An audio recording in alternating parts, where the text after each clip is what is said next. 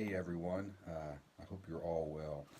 In our recent discussions, we dove in a little bit to those moments when we're out and about, when we're away from our church, when we're away from our group, and those divine encounters, whatever we want to call them, when we have an opportunity to just share, to just impact the world. And so that was one of the topics that we talked about. And I know Richard was mentioning some of his experiences, and I ran across a story. So I wanted to give you a little story time. This is from this Prayer of Jabez book that I go through periodically, and the author's talking a little bit about the just an experience when he was driving to the airport and there was a traffic jam, and so he prayed, Lord, let me not miss my plane. And sure enough, when he got there, there was a delay because of the traffic jam. And here's how the story played out. So enjoy it and let it speak to you however it needs to. So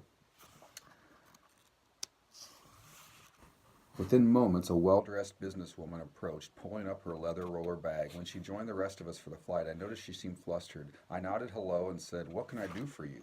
That was his intro question. What can I do for you? The question he asked to get something started. What? She said, not quite believing her ears. I repeated the offer. You can't do anything for me, she said kindly but firmly. Well, I believe there's something I can do for you, but I don't know what it is. So he pushed it a little bit more, is what was going on here. But you do. My name is Bruce, by the way. Then I smiled at her and calmly asked again, so what can I do for you?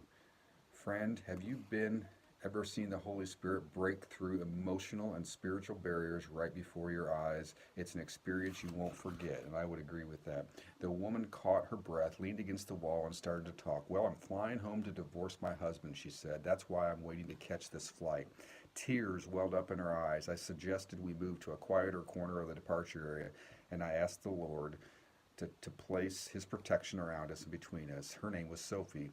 Her perfectly tailored dress and Italian leather accessories hid a broken person on the run from disappointment and despair. Her husband had been unfaithful to her and hurt her in every sorts of ways. Even though he wanted to make things right, she had had enough. When she got home, she would be pulling some divorce papers out of her briefcase. And the gate attendants interrupted us. Asheville, right? You're going to miss your plane. Well, we were the last two to board. Now, Sophie was agitated because our conversation was going to have to end. The Lord's going to place us together in the plane, I said, not quite sure if I believed the confidence in my own voice. What do you mean? Sophie said. Well, he didn't have too much difficulty making the earth. He can put us in two seats together.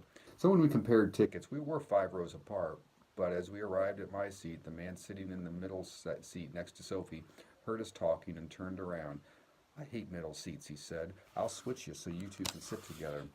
Sophie sank into the seat beside me, momentarily speechless during the flight, and we talked about her options. I laid out some biblical principles and promises for her. I prayed with her, and by the time we landed in Nashville, she had broken through to forgiveness. She was still hurting, but she was at peace, determined to give her marriage the commitment it deserves. So I don't know if you can remember some of those times when you push things just a little bit further with a stranger, and and notice that break through where emotions just catch them and they just surrender, and you can see it visibly on their face. And so those are the moments that we get to experience as we impact the world. And so instead of wondering how to kind of go about this, or worrying about what you were going to say, or worrying about whether or not you take advantage of opportunities, or if you miss opportunities, things like that. What if we just put those things out of our mind and just be willing and take the next best